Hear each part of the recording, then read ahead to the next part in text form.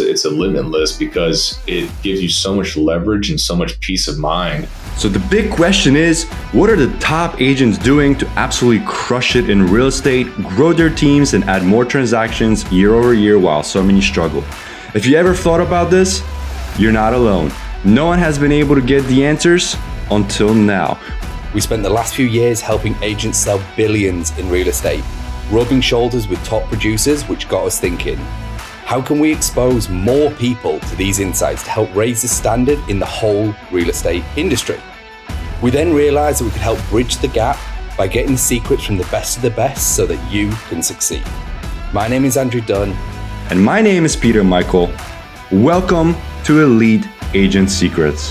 Hey everyone, and welcome to this episode of Elite Agent Secrets. Today we've got Kevin Rogers. He's in the San Antonio market and he's been in real estate for over 6 years. He's done over 500 deals, but most importantly, he's done over 100 deals this year alone.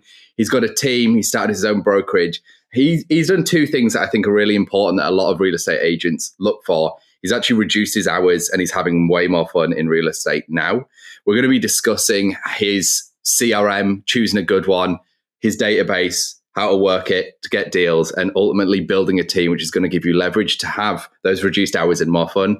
Kevin, thanks for jumping on the show with us today. We can't wait to unpack what you've been doing to do 100 deals this year and 500 in total, man. It's awesome. Yeah, thanks for having me. So before we dive in, Kevin, before we started recording, we got to chatting. 100 plus deals. That's an average of 8 to 9, almost 10 a month. But you weren't there from the beginning. So take us back to day one. What did that journey look like? Give us a little bit of context for anybody who's listening before they say, well, I can't do that. Yeah. So I definitely feel like I've got a journey that is probably relatable. And I hope somebody would learn from my mistakes. So I jumped in. I was very lucky. My broker was my uncle, very small boutique type brokerage, but the old model where he's the broker and he's just, got a bunch of agents, but he produced as well. So he was in the business. I learned kind of like the street way of doing real estate from him. I did interview big box brokerages, nothing against them, but it just wasn't for me. I didn't want to go through, I was unemployed when I jumped into real estate. I had just lost my job in my previous career. And, so I jumped in and I was like, no, I need to go. I don't have time to go do this, 12-week training class. Like I need to get some money. Right. And, so I went with him, jumped in. So in that first year, it was actually only 7 months. And I think we did 14 deals, in about 7 months, but it took me about 2-3 months to get one. And actually when I did my first deal, when I cashed my first commission check, I had $12 in my bank account. It couldn't have come soon enough, but that was all kind of like working the database referrals, but not really knowing how to do it. Right. I was just like, I knew I wasn't paying for leads, but I also wasn't working it very hard. But because I'm from San Antonio, I was fortunate enough to where my database kind of worked for me without me having to work it as much. Right. So I was able to kind of do a few more deals in the next year. And then, I think it was 2017, maybe. I thought I had it all figured out, man. I was doing, pretty well.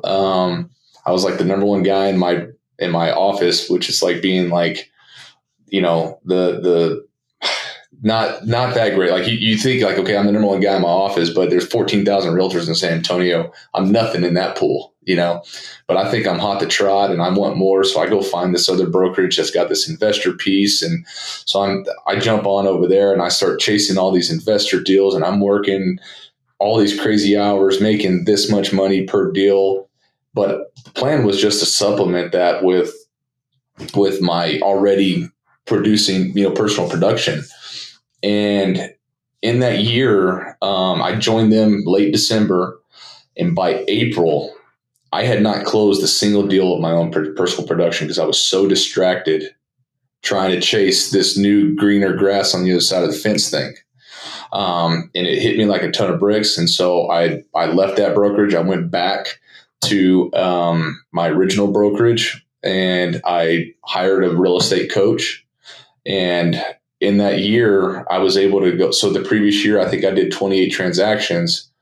And then in the year that I left, so I started in basically May with no transactions, and I was able to finish that year with 32. So I kind of saved it, but barely. And then ever since then, we've done at least 20% growth every year.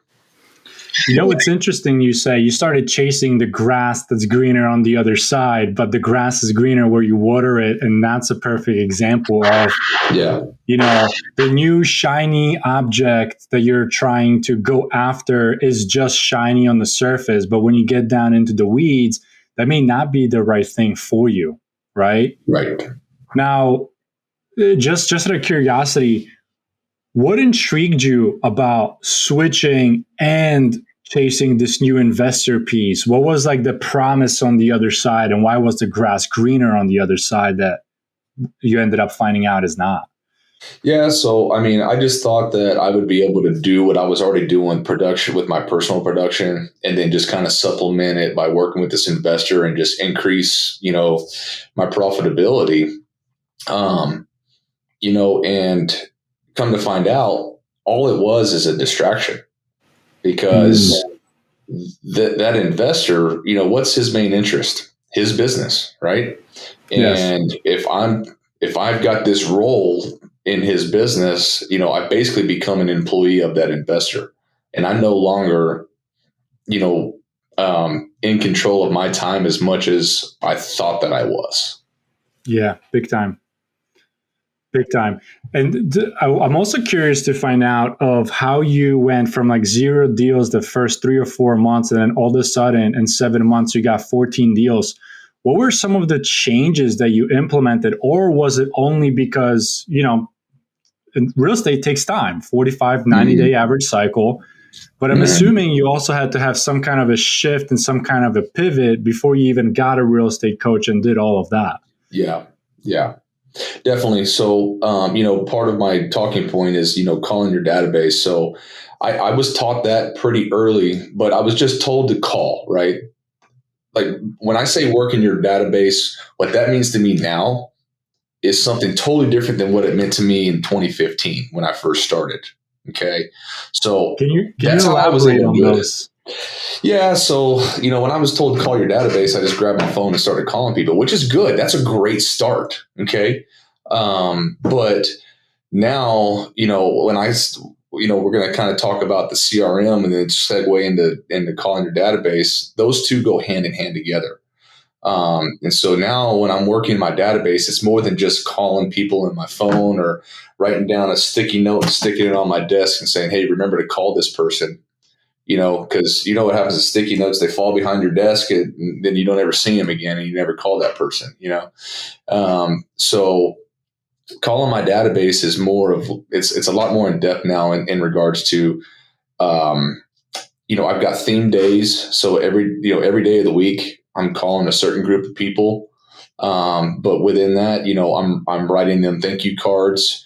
I'm writing their kids thank you cards. I'm sending them videos. I'm hosting events, and things like that. So I would say the biggest difference is I went from just calling people and saying, hey, I was told I needed to call people in my phone and let you know I'm in real estate, to now I'm very intentional and strategic about what I'm doing and who I'm calling. So it's a good I know, I understand how these coincide quite nicely. So let's jump into the first one, which is your CRM, because I think this is, from what you've said about the 14, I imagine these are the two that are also prevalent in the 0 in May to 32 by the end of the year. It's kind of using this strategy too. So when you said have a good CRM, sticky notes like this, like notebooks, sticky notes, pieces of paper in the office somewhere. These are comments like, they're on the number somewhere in this office on a piece of paper. Right. So talk us through the whole, having a good CRM, what a CRM does for you, why you've implemented, what you use, and take us through that. Yeah. Am I okay to plug what I use? Yeah, of course. Yeah. Big time. So, early on when I first got started, my broker told me get Top Producer. That's what he used. And so I bought it, and I think I logged into it like 5 times in the first 3 years I was paying for it. I just got it because he told me. That's one thing I'm good at. I was an athlete. You tell me to do something, I'm going to go do it. Now, what I do with it from there, that made it, that's a whole nother conversation. But so whenever, what I was doing before was just like trying to remember everything, like, go through text messages and stuff like that. And it just was a mess. I was super stressed. Didn't know, left from right sometimes and who I was calling, or would miss a call and have to call and apologize for missing the call. And, then they've already called somebody else, So I use Top Producer now. And what I did was when I finally hired my real estate coach, which I should have done a long time ago, one thing that I kept hearing, by listening to their recorded podcasts from previous classes and things like that, I just kept hearing CRM. And so it was just like, okay, fine. And so I had invested in this coach. I'm like, what the heck? I'm going to invest in my CRM. So I actually found at the time, I don't know if she still does it or not, but there's trainers for Top Producer. They're third party, but you can hire them. And I did like a 7-week training course with a Top Producer trainer, just so that I could really like understand, instead of trying to teach it myself. I had somebody teach it to me. And now we use Top Producer to, like, I'll call up there for support questions and I'll explain to them what I'm trying to accomplish or what my struggle is. And I couldn't tell you how many times I've heard the tech on the other side say, wow, you guys are using this at a level that I've never seen another agent use it, because we've poured into it so much. It literally is the heartbeat of our business. So if Top Producer went out of business today and everything got deleted, I would be in a really bad spot. It's so interesting because, like, to have that much leverage. I mean, CRMs are super important, right? Now, I haven't actually got any experience of Top Producer at all, but from what you're saying, it sounds similar to kind of like a Salesforce type. Like, basically, here's the architecture. You can do whatever the fuck you want, but it's a process to do it. Yes. And it's also the fact that it's like, hey, I've got a coach. So this is way back, but we actually use Zoho, and Zoho is like, it's weird. Zoho is a bit like a middle ground between Salesforce and like a normal kind of quote unquote CRM, because you can do custom shit, but it's also got some kind of base stuff in it. And I did the same thing. We hired a company and like a coach to kind of be like, this is exactly how we want to do it. But holy shit, that's like such a level of commitment to be like, I want this to do this. But the flip side is it will do stuff that others can't do because you've literally built exactly what you want. But like the financial and time repercussions are massive initially. They back out really well in the future. So now you've got this scalable CRM. I'm assuming that it's like... Yeah. The thing that's different about like Salesforce and Zoho is like, those are so powerful, right? Those are great CRMs because you can build them how you want them. The reason Top Producer, I would say, is good, and I'm talking to the new agent right now, the young person that's trying to figure it out. Top Producer is a good start because it's built specifically for real estate agents. So it's really turnkey. You can jump in and already kind of have it set up how you need it. So I would, if you're a young solo agent, brand new agent, and you don't have a team, you don't have anything, Top Producer is your team. That's how I feel about it. Got it. And what would you say? What would you say have been the implications since having a CRM beast not then? Like, how is that backed out for your business with regards to actual, like, I guess, dollars in the bank? Because I think a lot of the people who aren't in the position where they're listening to this and they're just like, probably like, whatever, like I've heard this all before. And it's like, because we're huge on this, like we are big on systems because we know actually how it backs out. Like we can look at our P&L, so to speak, and go, this is one system, this is an even better system. And you can see a growth path between the two. And it's like, they really do. So what was kind of numerically the outcome of you really dialing in the CRM system for your business?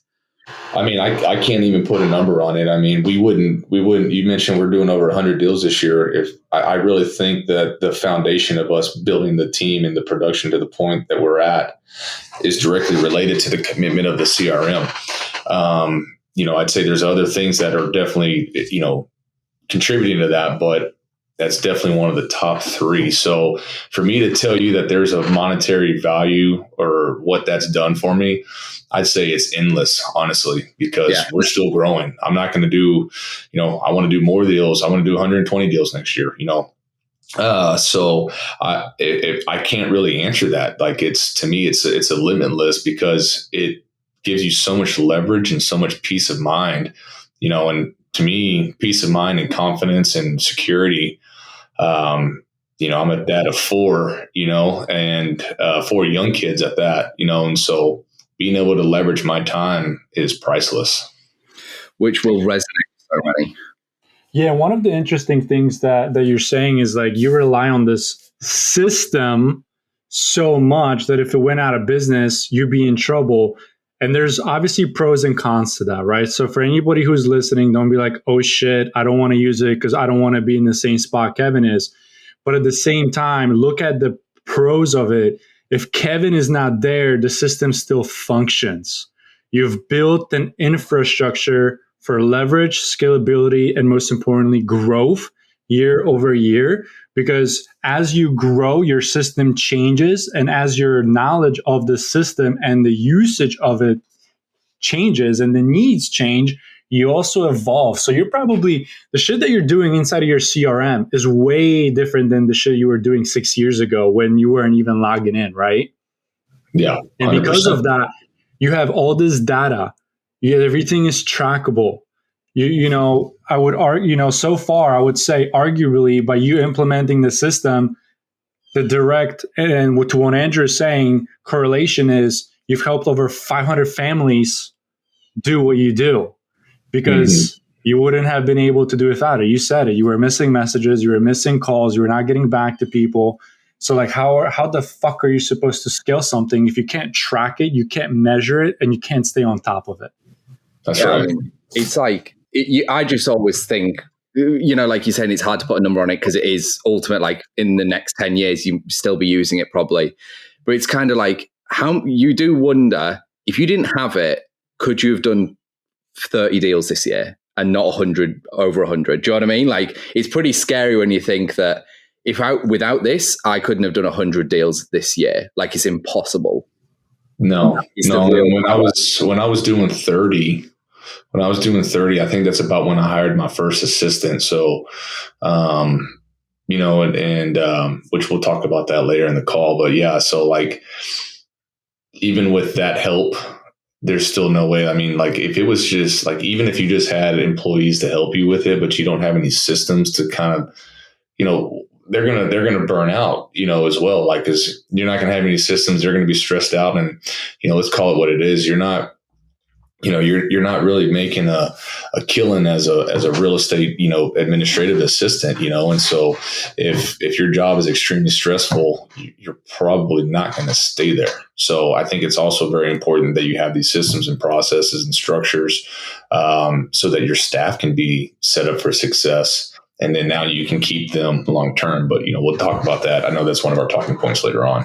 Yeah, absolutely. And I think, as we touched on before, where it was like the 0 to 14, then you did kind of 0 to 32, and now you're doing 100 plus this year, which again, congratulations. That's fucking epic to, though there's certain thresholds that people hit. And I know 100, like a century in a year, is like one of these big ones that people go, God, that's like, it's a really nice thing to have done in a year. So it's just good. I'm glad it's not 99. Like, yeah, it almost was, man. And then like right there, I called my lender. We did a few deals like on December 2nd, and they were both buyer deals. I called my lender. I said, hey man, can I put December 30th on these contracts? And they're like, yeah, we got you. So we did it. So we were able to get to the 101. I love it. Oh, and by the way, if you're interested in gaining access to our courses and coaching 100% free, then head over to go.eliteagentsecrets.com.